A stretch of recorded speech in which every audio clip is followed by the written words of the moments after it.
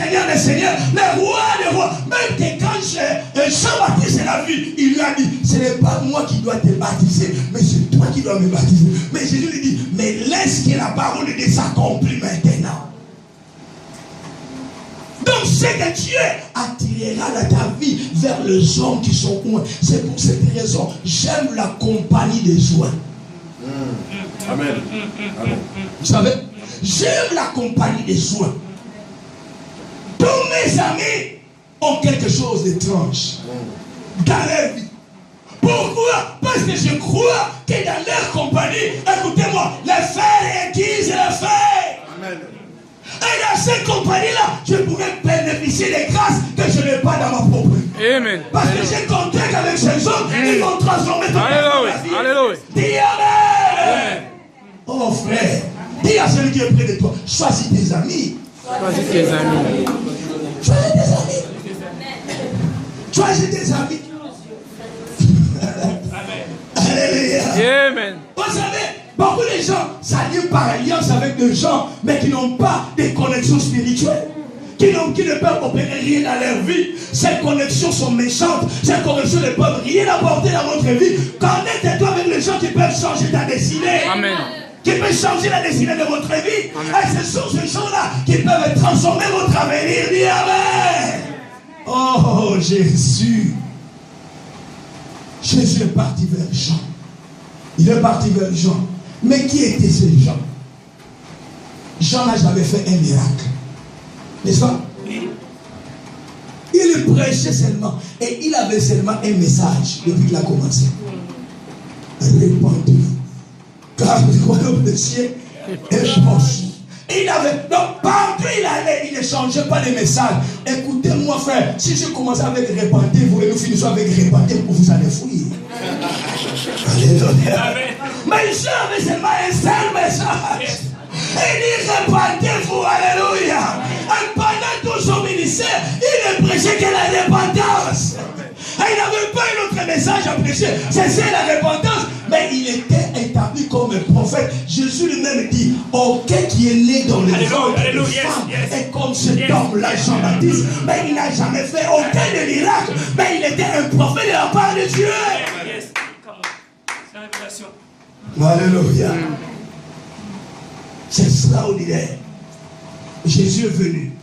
Vous savez quand il est venu, il y avait des rangs pour se faire baptiser. Vous savez cela? Il y avait des rangs. On ne venait pas seulement par Batsama. Non.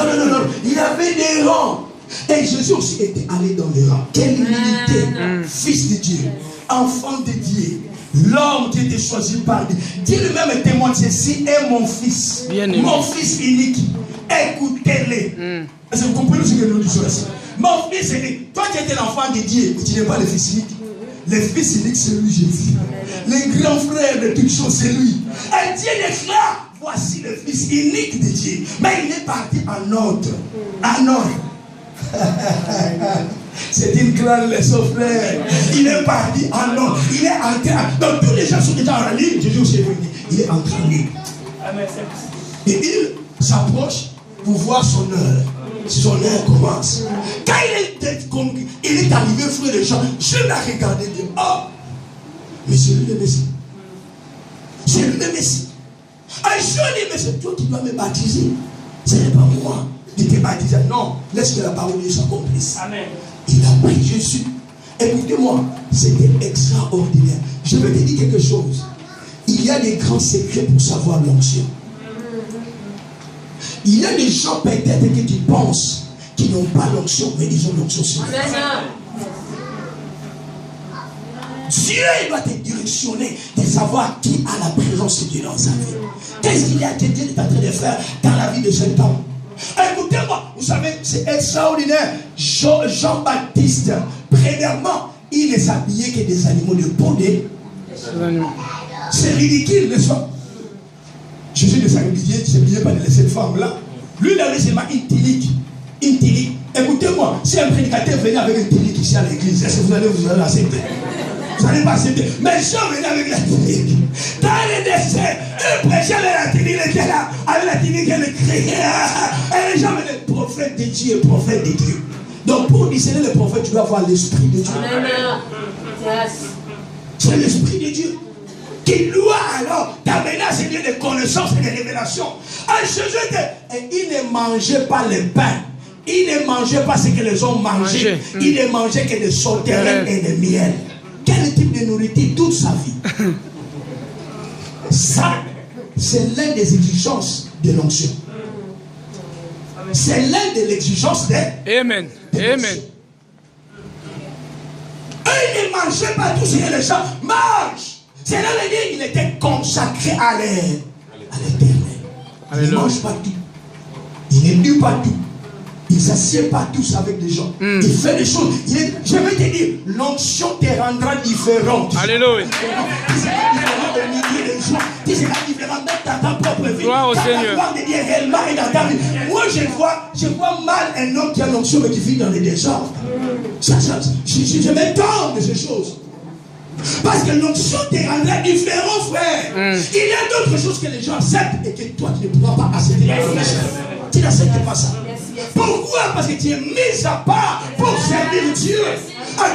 C'est pour que la gloire de Dieu soit sur toi. Écoutez-moi. Je vais vous dire par exemple le cas de Samson. Il était naziréen, n'est-ce pas? Il était naziréen. Le naziréen, c'est quelqu'un il ne peut pas boire de l'alcool. N'est-ce pas? On ne peut pas le couper quoi? Les cheveux. Et puis il ne peut pas manger des animaux impurs. Donc c'était des choses qui gouvernaient la vie de Samson. C'était sa propre vie. C'est des choses qu'il pouvait manger, mais lui ne pouvait pas manger. Pourquoi? Parce qu'il devait protéger l'onction. L'onction, on la protège. Amen. Amen.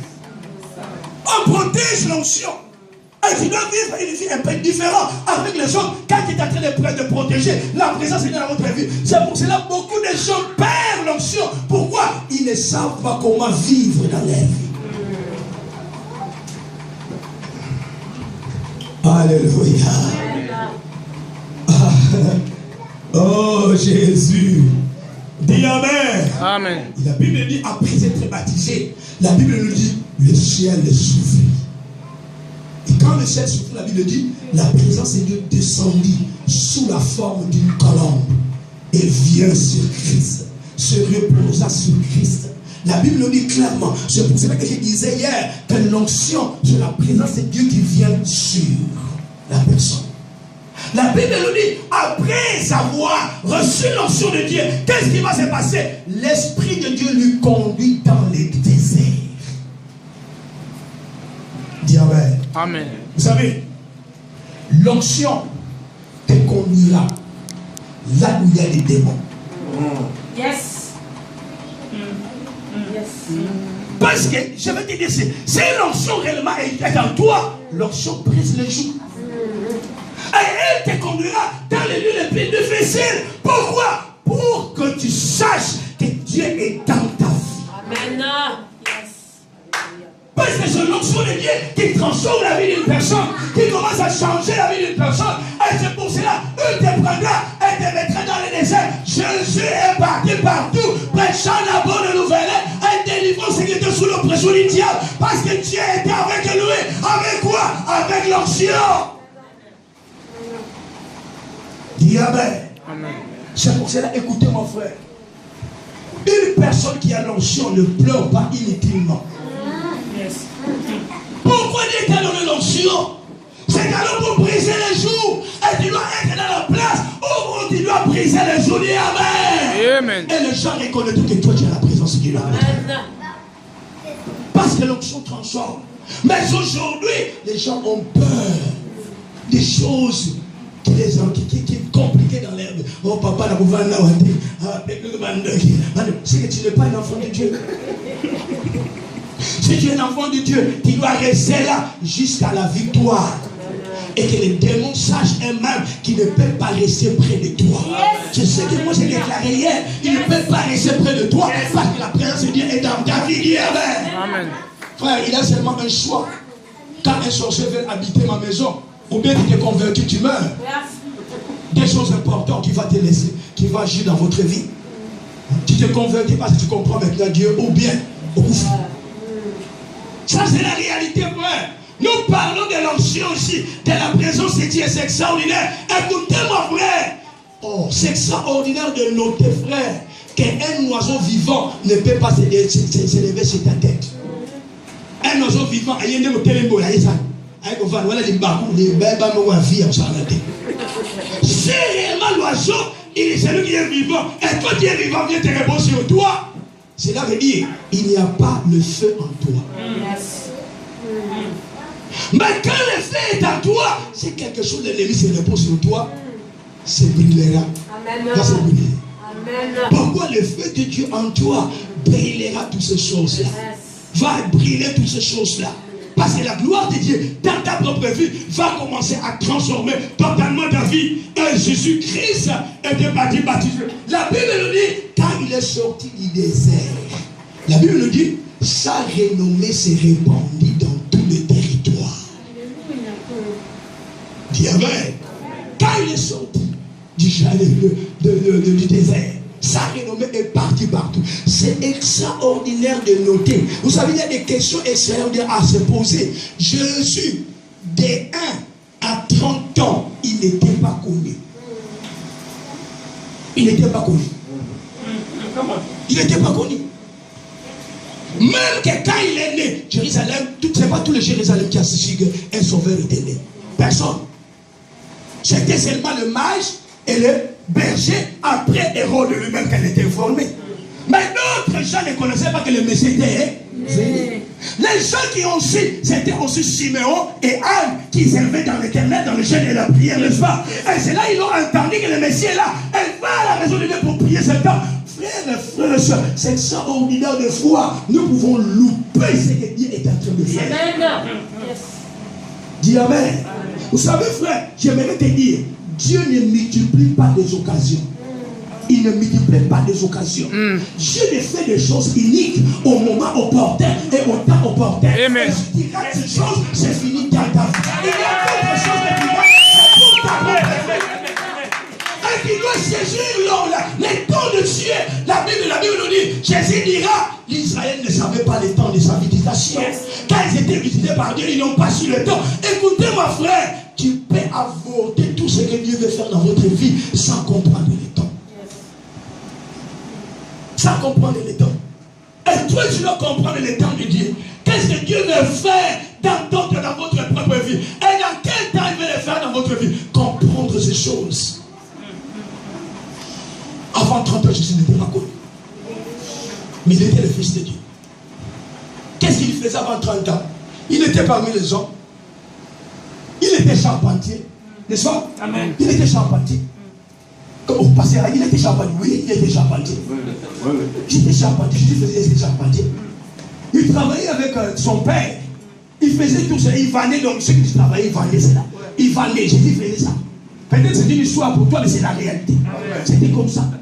Jésus était là-bas. Avant 30 ans, il n'avait rien fait. Mais après après qu'il a eu pour la puissance du Saint-Esprit, la Bible dit, sa renommée s'est répandue. Partout maintenant, il parlait de Jésus. Oh, ça m'a pas. Partout il passait, oh vrai, il reconnaissait les Jésus. D'ailleurs, Jésus ne pouvait pas passer. Il a percé dans la foule. Il ne pouvait pas passer. Vous savez, les apôtres étaient les gardes du corps de Jésus. Vous savez ça? C'était les gardes du corps de Jésus. Oh papa, ma garde du corps de Jésus. Yokanga. Sokonza ma tombole on a poussé là-bas. Oh papa, on s'est dit ça c'est des choses. Je te dis la vérité. Il y a des places où tu ne seras pas seul. Si la gloire de Dieu est réellement dans ta vie, frère, je m'en vais dans certaines villes. Quand la gloire de Dieu vient, frère, je dois avoir des protocoles qui me protègent. Qui me protègent. Parce que quand la grâce du Seigneur commence à agir dans votre vie, c'est pour cette raison, oh frère, nous avons besoin de l'évangile. De l'évangile qui transforme. Nous avons ici l'évangile, mais qui nous faut un défaut. Tu as besoin de la réalité du Seigneur parce que c'est là qui va transformer votre vie. Dis amen. Vous savez, j'ai toujours dit ceci. Si ce que je crois aujourd'hui ne travaille pas, j'aimerais changer ce que je crois. Je crois. Dis amen. Parce que les gens, ils voient des gens, surtout la tradition. La tradition est très mauvaise. Vous savez, la Bible nous dit, Jésus dira, il dira ceci. Vous avez fait de la parole de Dieu qui n'a plus de fait à cause de votre tradition. La tradition, c'est ce qui arrête la gloire de Dieu. Pourquoi? Parce que vous savez ce que réellement les choses doivent faire. Et s'il y a quelque chose d'extraordinaire, c'est passe en dehors de votre domaine de pensée. Vous critiquez la chose. Mais j'aimerais te dire quelque chose. Avant de critiquer, assois-toi et demande le Saint-Esprit. Qu'est-ce que Dieu est en train de faire sur cette chose-là? Est-ce que Dieu est dans ces choses-là ou il n'est pas dans ces choses-là? Écoutez mon frère, Dieu est en train de faire des choses nouvelles sur la terre. Amen. Il est en train de ouvrir de nouvelles choses sur la terre. C'est pour cette raison, frère, vous verrez des gens qu'on n'a jamais vus. Mais quand ils vont apparaître, prêchant l'évangile, et c'est les ceux qui sont captés de l'ennemi. Parce que Dieu est en train de faire des choses nouvelles. Dis Amen. D'ailleurs, je vais te dire quelque chose par la gloire du Seigneur. Les aigles anciennes, d'autres sont déjà morts. Je parle par la révélation de Dieu. D'autres sont déjà morts. Et Dieu va susciter maintenant de nouvelles choses. Amen. Des nouvelles femmes qui vont apparaître et prêcher l'évangile et changer. Pourquoi? Parce que Dieu voit la corruption dans la vie de ces gens. Amen. Voit la corruption. Et Dieu veut faire de nouvelles choses. Dieu veut faire de nouvelles choses. Écoutez-moi, Jésus viendra prendre une église glorieuse, une église sans tache mérite. C'est elle qui viendra prendre. Et de la même manière, c'est comme Élie dira, je suis resté seul. Mais Dieu lui dit, il y a 7000 personnes qui n'ont pas encore fait sur le genou, sur le pas. Ils sont là, dis Amen. Et Dieu élèvera des hommes de Dieu. Il élèvera une génération puissante qui va faire des œuvres de l'éternel. Il élèvera cette génération. C'est important, frères et sœurs, que nous connaissons que Dieu est à l'œuvre. Il est en train d'agir. Il est en train de faire des choses. Et ce sont nous vivons des temps prophétiques. Des temps prophétiques que Dieu fait des choses. Écoutez, ma frère, si seulement tu es dans une place, tu ne connais pas ce que Dieu est en train de faire. Mais Dieu est en train d'agir. Il est en train d'opérer dans les nations. Il est en train de transformer les choses. Et c'est important que nous ayons la révélation de Dieu et connaître ce que Dieu veut faire dans notre vie. C'est vraiment important. Et que nous embrassons la gloire de Dieu dans notre propre vie. Et ce sera vraiment une bénédiction. Dis Amen. Amen. Oh, gloire au Seigneur. Qui est béni avec la parole de Dieu? Oh frère, moi-même je suis béni avec la parole. Je suis béni, frère. Je suis béni, je suis béni. Vraiment béni par la parole. Je suis béni par la parole. Vous savez, il y a des fois quand je prêche, je rentre sur moi, je rentre là où je suis, je m'assis, je dis, mais c'est ce que j'ai dit là, je n'ai jamais dit. Je n'ai jamais dit comme ça. Donc j'apprends moi-même encore. Parce que quand l'esprit parle, et quand il commence à parler, il commence à t'enseigner toi-même. Et de dire des choses extraordinaires. Oh Jésus. Gloire au Seigneur. Troisième. Tu dois être loin. Parce que même les apôtres ont attendu d'être loin. Amen. C'est extraordinaire. Frère, c'est extraordinaire. Je crois que je parlais avant-hier avec le frère Patrick. On parlait quelque chose de vraiment important sur la présence de Dieu. Comment la présence de Dieu peut agir dans la vie d'une personne. On parlait sur la présence intérieure du Saint-Esprit dans la vie de l'homme et la présence extérieure de la présence de Dieu dans la vie de l'homme. C'est extraordinaire de noter dans le livre de Jean, et Jésus a parlé aux disciples, il a dit recevez le Saint-Esprit. C'est pourquoi je versé. Il a parlé recevez le Saint-Esprit. Quand Jésus les a parlé, ils étaient ensemble et Jésus leur a dit recevez le Saint-Esprit. Je crois que la parole de Christ ne parte pas en vain. Dis Amen. Donc quand il a parlé avec eux, recevez le Saint-Esprit, ils ont reçu le Saint-Esprit, n'est-ce pas? Amen. Ils ont reçu le Saint-Esprit. Mais la Bible nous dit dans le livre de Actes, restez à Jérusalem jusqu'à ce que vous aurez été revêtus de la puissance d'en haut. Restez à Jérusalem. Peut-être les apôtres pourraient dire oh, mais nous avons déjà reçu le Saint-Esprit. Mais qu'est-ce que tu nous dis encore de rester à Jérusalem? Mais Jésus savait qu'il avait une dimension de la présence de Dieu qu'ils n'ont jamais reçue. Même qu'ils avaient cette dimension intérieure de l'Esprit de Dieu. Et il y avait quelque chose qu'ils devaient recevoir. Et la Bible nous dit, ils étaient 10 jours dans la chambre. Oh, tu dis Amen. Frère, c'est extraordinaire. Il y a un prix à payer pour Dieu. Dis Amen. Dis à celui qui est près de toi, il a un prix à payer pour l'onction. Il a un prix à payer pour l'onction. Vous savez, j'aime cette femme celui qui a prié pour Catherine Coman, qui a prié pour Béné-Hill, appelé Catherine Coman. C'était une femme formidable. Dieu disait, extraordinairement aux États-Unis. Il a dit ceci, il a déclaré dans ce mot. Il a dit ceci, le Saint-Esprit est le trésor du ciel. C'est le trésor du ciel. Celui qui a reçu le Saint-Esprit, il a touché les trésors du ciel. Amen. Il a touché le trésor. C'est extraordinaire, frère, de nous dire que quand la gloire de Dieu vient dans la vie d'une personne, elle transforme la personne. Et ils devaient être là 10 jours dans la prière. Dis Amen. 10 jours. Ils ne sortaient pas. Ils étaient dans la même place. N'est-ce pas? Plus de combien? 120. Qui déjà a vu la chambre haute à Jérusalem? Vous avez déjà vu la photo de la chambre haute? La chambre haute n'est pas grande. N'est pas grande. Quelque chose, je ne sais pas. Je crois peut-être, ça peut ressembler peut-être un peu avec cette façade, cette salle. C'est pas vraiment très grand. Mais les 120 étaient dans le même lieu. Vous savez que c'était un sacrifice. Vous êtes un peu coincés, n'est-ce pas? Mais vous êtes tous là. Et il n'y avait pas seulement des hommes, il y avait quoi aussi? Des femmes ensemble. C'était ensemble. Et ils priaient pendant 10 jours. Pas aucun ne sortait, ils étaient là en train de prier Dieu. Je me rappelle un jour en Angleterre, j'avais un frère, il faisait la théologie en sorte. Et je lui ai dit que nous avons une retraite chez nous. Il est venu pour la première retraite. J'avais dans une petite chambre, on priait. Et puis il m'a appelé dehors. Il m'a dit, à ce moment-là, apôtre, je vais te parler. Alors je suis sorti dehors. Vous savez ce qu'il m'a dit? Il m'a dit, mais vous me retenez les gens dans cette petite salle, ce n'est pas l'hygiène. Ce n'est pas l'hygiène. Donc pour lui, il veut être là où il y a l'hygiène.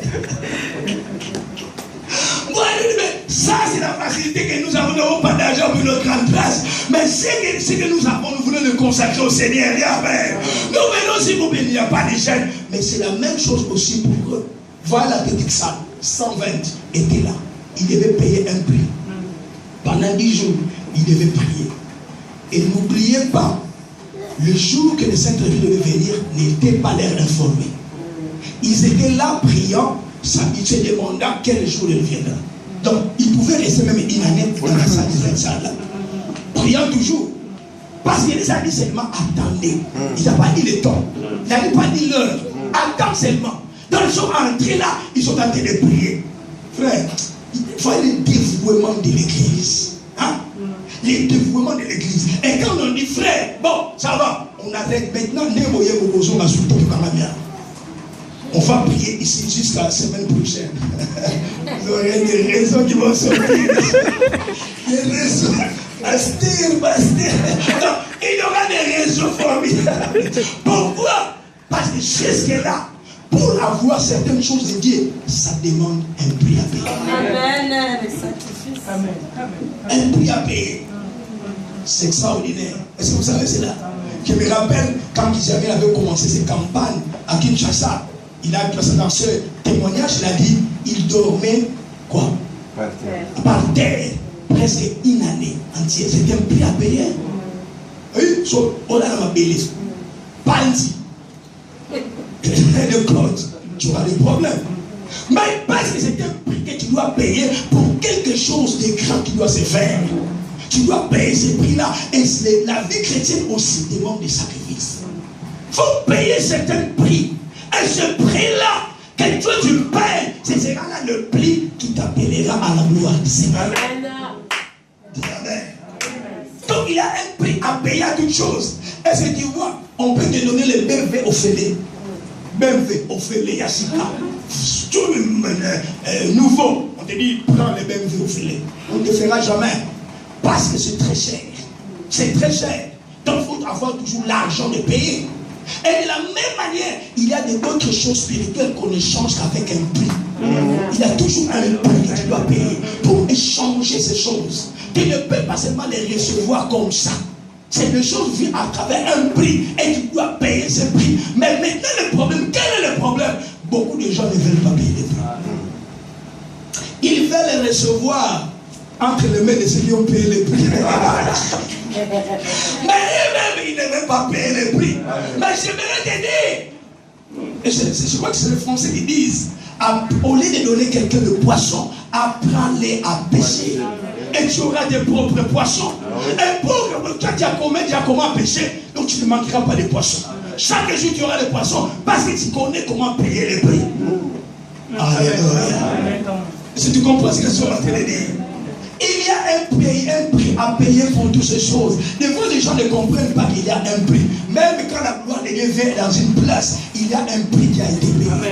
S'il n'y a pas un prix, rien ne se paiera. Parce qu'il y a toujours un prix à payer. Je disais, frère, je fais presque plus de 10 ans où je gênais au moins une fois chaque semaine. Plus de 10 ans, plus de 10 ans affiliés. Je prie, chaque semaine je gêne une fois. Chaque semaine je gêne une fois. Chaque semaine je gêne presque 10 ans. Et je me disais, Seigneur, quand je vais arrêter, il me dit, tu arrêtes quand moi je te dis d'arrêter. Maintenant, je t'ai dit de faire ce que je t'ai dit. Et tu dois être obéissant avec ce que le Seigneur te dit de faire. Dis Amen. Parce que c'est un prix que tu payes. Et tu le payes pour que Dieu t'utilise. Dis Amen. Oh, gloire au Seigneur. Oh, gloire au Seigneur. Les apôtres ont reçu la présence de Dieu. On les a dit d'attendre avant d'y aller. Dis Amen. Attendre avant d'y aller. Ça, c'est le problème que nous passons aujourd'hui. Beaucoup de gens ne veulent plus attendre. Vous savez, nous sommes à l'époque de microwave. Et comme les Anglais disent, micro-ondes. Micro-ondes, c'est quelque chose. Micro-ondes, c'est le français. En anglais, le microwave. Micro-ondes, ça veut dire que nous voulons des choses immédiates. C'est pour cette raison, même que quand la personne a une veut des solutions immédiates. Papa, j'ai un problème d'argent, il va avoir maintenant. Papa, j'ai besoin d'une femme, maintenant, c'est maintenant apparaître. J'ai besoin d'un homme, maintenant, papa. Et ce qui apparaît directement, des fois, n'est pas durable. N'est pas durable. Parce que nous cherchons des choses vite, vite pas. Et c'est pour cette raison, des gens même ne demeurent pas à l'église parce qu'ils cherchent des choses instantanes. Yes. Ils vont chercher des gens qui produisent des miracles partout. Donc, tu vas dans cette église, ça, tu le trouves. Tu vas aussi dans l'autre église, tu le trouves. Tu vas dans l'autre, parce qu'ils ne tournent partout. Écoutez, ils sont en train de chercher des choses immédiates. Mais je vais te dire, même ta propre vie n'a pas besoin de choses immédiates. Et les choses que tu as dans ta propre vie ne sont pas des choses immédiates. Mais pourquoi tu veux que ces choses arrêtent seulement immédiatement? Non, il y a un procès aussi pour toutes choses. Et ce procès doit être suivi afin que quand tu reçois ces choses deviennent durables dans votre vie. Dis Amen. Vous savez, ce que j'ai compris, si tu souffres pour une chose, tu auras des problèmes à laisser la chose. Yes. Mais la chose que tu reçois facilement, c'est ça le problème de nos frères au Congo de ça. Quand tu as $100, on te dit quoi? $100 à mon pays, parce qu'ils n'ont jamais travaillé ces $100. Et ils ne consomment que consommer. Et pour eux, ils croient que moi, bon, ça va, $100 c'est le côté. Soit mon toi, arrange-toi à avoir les $100 là. Et te diront, papa, limbisa. Mais non, parce que moi,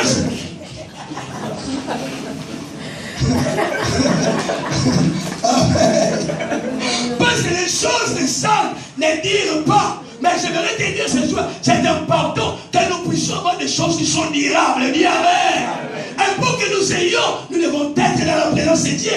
Et les apôtres ont attendu. Ils ont attendu. C'est extraordinaire de voir le ministère aujourd'hui. C'est vraiment pitié. C'est pitié, je vous dis. C'est pitié. Vous savez, quand nous sommes venus dans le ministère, on fait le ministère. On fuit le ministère. Pourquoi? Parce que c'était comme notre génération. On voyait que le ministère, c'est quelque chose de trop grand. C'est trop grand. Et d'ailleurs, à ce moment-là, les gens n'aimaient pas être des ministres. Vous savez ça? Parce que les ministres en soi, à ce temps-là, ils n'avaient pas une belle vie. Vous savez cela. Ils voyaient la sapate, les choses que tu vois, c'est un ministre, mais c'est un peu bizarre. C'est un peu bizarre. Et les gens n'aimaient pas les ministères. Même les mariages, pas la pasteur, je ne pas passer. Je pense qu'on peut pas parler. Donc, il faut pas la passer, mais j'aurais des problèmes. J'aurais des difficultés dans ma vie. J'aurais des difficultés. Et les gens suivaient. Mais aujourd'hui, c'est comme dans les trains. Les hommes, et même les femmes aiment le pasteur.